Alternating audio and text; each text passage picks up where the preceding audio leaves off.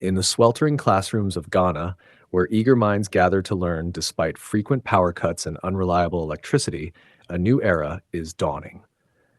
The government has announced an ambitious plan to introduce solar energy into all basic and senior high schools, ensuring that students and teachers alike have access to a stable and sustainable power supply.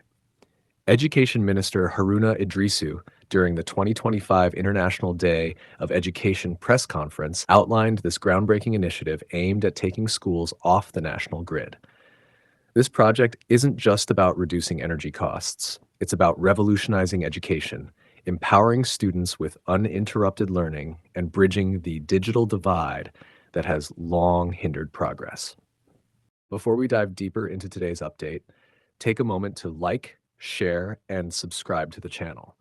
Your support is key to helping us grow and reach more viewers like you. Don't forget to hit the notification bell so you never miss out on exciting updates. For decades, the lack of electricity in many schools has meant that computer labs remain unused, science experiments are abandoned due to power failures, and students are forced to study in dimly lit classrooms, their futures hanging in the balance of an unreliable energy supply. But now, the country is turning to its most abundant natural resource, the sun, to power its educational institutions and propel its youth into a future driven by technology and innovation. This initiative does not exist in isolation.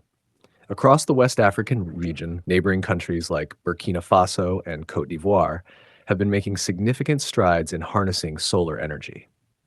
Ghana is looking beyond its borders, exploring potential partnerships that could create a robust solar energy network across the region. Burkina Faso, for instance, has developed the Zagtuli solar power plant, one of the largest in West Africa, producing 33 megawatts of electricity and significantly reducing reliance on imported energy. By tapping into Burkina Faso's solar energy infrastructure and integrating it with Ghana's own solar expansion, both nations could work towards an interconnected power system that ensures a steady flow of electricity, not just for schools, but for entire communities. Researchers have been discussing the potential for cross-border electricity trade, where Ghana, Burkina Faso, and Côte d'Ivoire could share excess solar power, optimizing energy use and minimizing waste. Such a collaboration could create an energy revolution in the region, making solar power a mainstream source rather than an alternative.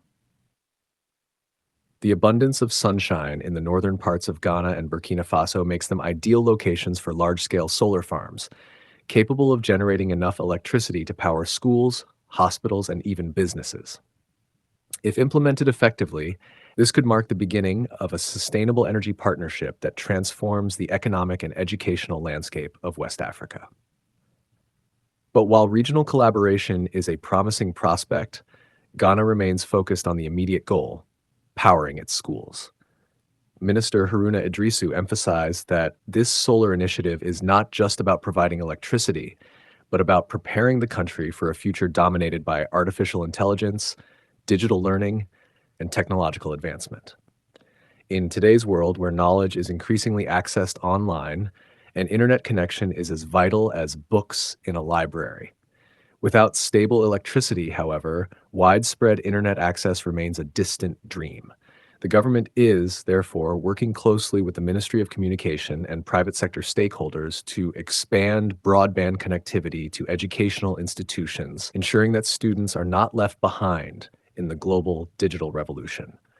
Imagine a future where every school, no matter how remote, has high-speed internet powered by solar energy.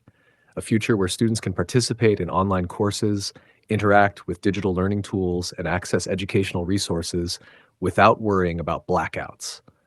This initiative has the potential to make that future a reality. But challenges remain. Implementing solar energy on such a large scale requires significant financial investment, technical expertise, and careful planning.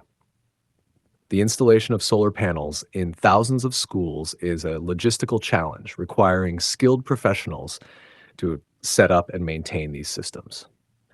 The government will need to collaborate with international organizations and private investors to secure funding and technical support. There is also the challenge of sustainability. Solar panels require maintenance, and schools must be equipped with the knowledge and resources to keep the systems running efficiently. Training programs will be crucial, ensuring that local technicians and educators are prepared to manage and troubleshoot solar installations. If these challenges can be addressed, Ghana's solar initiative could serve as a model for other African nations looking to embrace renewable energy in education. Beyond the technical and logistical aspects, the introduction of solar energy into schools has a profound social impact. For decades, the lack of reliable electricity has disproportionately affected marginalized groups: girls, children from low income families, and students with disabilities. Many girls, especially in rural areas, are unable to study after dark due to the absence of lighting in their homes. With solar powered schools, they will have the opportunity to extend their study hours, improving their academic performance and increasing their chances of pursuing higher education. Students with disabilities who often rely on assistive technology will benefit immensely from uninterrupted power, making education more inclusive and accessible. Additionally, teachers who often struggle with limited resources will be able to utilize digital teaching tools, enhancing the quality of education across the board. As Ghana takes these bold steps, the broader implications of this initiative cannot be ignored. By reducing the dependence of schools on the national grid, more electricity will be available for hospitals, industries, and households. The economic benefits are equally compelling.